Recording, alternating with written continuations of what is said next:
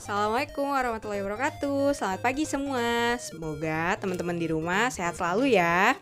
Nah, hari ini aku Kak Syaida akan menjelaskan mengenai struktur teks narasi sejarah. Nah, apa aja sih urutannya? Yuk kita cek. Yang pertama adalah orientasi. Orientasi adalah tahap awal dari teks narasi sejarah yang menyebutkan hal-hal yang berhubungan dengan tema dari teks narasi sejarah tersebut. Lalu yang kedua, ada urutan acara. Nah, urutan acara ini merupakan rekaman peristiwa yang biasanya disebutkan dalam bentuk urutan kronologi atau urutan waktu. Lalu yang ketiga adalah reorientasi. Reorientasi adalah komentar atau pendapat dari penulis mengenai teks narasi sejarah tersebut. Nah, untuk reorientasi ini itu adalah bersifat opsional. Nah, opsional ini yang artinya reorientasi tidak berada di semua teks narasi sejarah. Itu sesuai dengan kehendak dari penulis teks narasi sejarah itu sendiri. Oke, kita lanjut ke materi yang selanjutnya.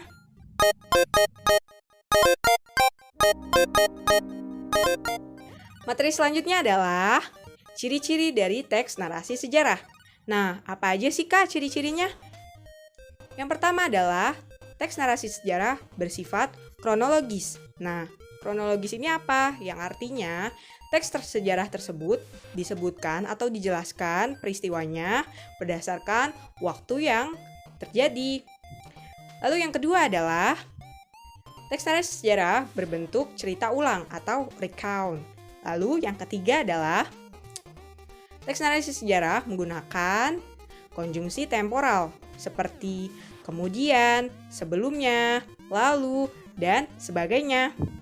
Lalu yang terakhir adalah teks narasi sejarah bersifat fakta atau sesuai dengan apa yang terjadi di keadaan yang sesungguhnya. Halo teman-teman SNF, sebelumnya makasih banget buat Kak Syahida karena udah ngebantu untuk menjelaskan tentang struktur teks narasi sejarah dan beserta ciri-cirinya. Nah, sekarang aku akan bantu untuk menjelaskan gimana caranya kita menggali informasi penting di teks sejarah. Nah, gimana sih? Teks sejarah itu kan biasanya panjang ya, dan biasanya agak kompleks gitu untuk dibaca. Gimana sih caranya teman-teman bisa meringkas teks panjang itu menjadi informasi yang penting-penting aja? Nah, di sini kita bisa memakai alat bantu namanya adik Simba. Nah, adik Simba itu sebenarnya bisa juga disebut sebagai 5W plus 1H di bahasa Inggris. 5W plus 1H itu kan seperti yang teman-teman dipelajarin di semester sebelumnya, itu what, why, when, where, who, and how ya. Nah, kalau di bahasa Indonesia itu jadi adik Simba. Apa, di mana, kapan, siapa, mengapa, dan bagaimana. Nah, 6 kata ini itu bisa dibilang kayak semacam kata kunci untuk membantu teman-teman dalam meringkas nyari info-info penting di sebuah teks sejarah. Coba aku jelasin lagi ya. Nah, apa? Apapun pertanyaan yang diawali dengan apa, jawabannya adalah memuat informasi mengenai apa yang sedang terjadi. Misalnya, apa yang terjadi? Apa yang dilakukan orang ini pada tahun bla bla bla. Nah, itu jawabannya adalah ya hal yang terjadi itu apa gitu.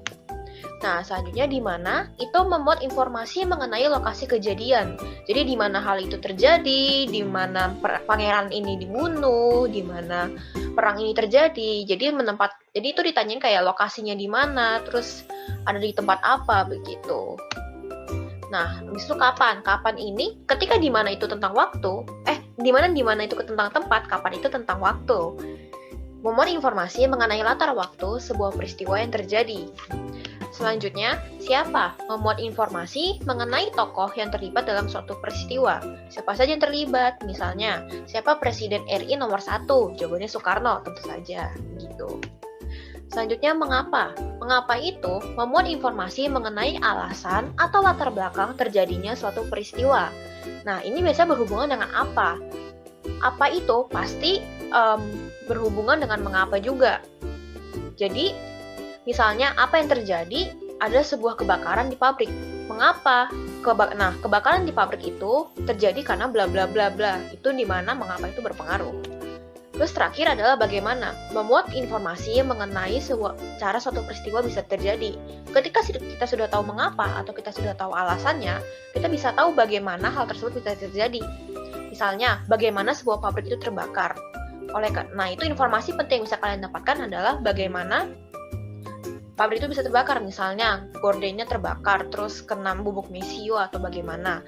Nah, dengan kita mengetahui apa, di mana, kapan, siapa, mengapa, dan bagaimana suatu hal terjadi di sebuah teks sejarah, kita bisa mengekstrak info-info pentingnya. Nah, kalau udah kayak gitu, teman-teman SNF gak perlu ribet-ribet lagi baca kalimat panjang dan pusing itu cara ngerangkumnya. Tinggal diingat aja 6 kata-kata ini dan teman-teman pasti bisa nilainya bagus banget kan. Teman-teman udah ngerti cara meringkas kalimat-kalimat penting di sebuah teks sejarah. Oke, selanjutnya Kak Alma akan menjelaskan tentang teks-teks baku. Terima kasih teman-teman SNF. Halo adik-adik semua, gimana nih? Masih pada semangat kan buat nyimak videonya? Kenalin, nama aku Kak Alma, aku bakal ngejelasin materi yang selanjutnya, yaitu menggunakan kosakata baku untuk memaparkan informasi. Nah, adik-adik ada yang tahu nggak apa sih yang dimaksud kata baku itu? Ayo, siapa yang bisa jawab? Oke, jadi kata baku itu adalah kata yang penggunaannya sudah sesuai ejaan dan aturan pedoman bahasa Indonesia yang baik dan benar. Pedoman bahasa Indonesia yang baik dan benar bersumber dari Kamus Besar Bahasa Indonesia atau KBBI. Nah, di sini aku udah naruh nih sampul dari Kamus Besar Bahasa Indonesia. Siapa yang di sini pernah lihat? Oke. Selanjutnya, apa aja sih ciri-ciri dari kata baku? Nah, ciri-ciri dari kata baku itu ada 5 adik-adik. Yang pertama, kata baku itu bebas dari lafal dialek atau bahasa daerah. Contohnya, biasanya kan orang Betawi itu bilang kenape. Nah, kenape itu bukan kata baku, tapi kata bakunya adalah kenapa. Oke, selanjutnya yang kedua adalah kata baku menggunakan ejaan yang sesuai dengan PUEBI atau Pedoman Umum Ejaan Bahasa Indonesia yang disempurnakan. Lalu ciri-ciri yang ketiga adalah kata baku menggunakan istilah yang sesuai dengan Pedoman Umum Pembentukan Istilah Bahasa Indonesia. Ciri-ciri dari kata baku yang keempat adalah kata baku menggunakan kosakata yang sesuai dengan Kamus Besar Bahasa Indonesia atau KBBI.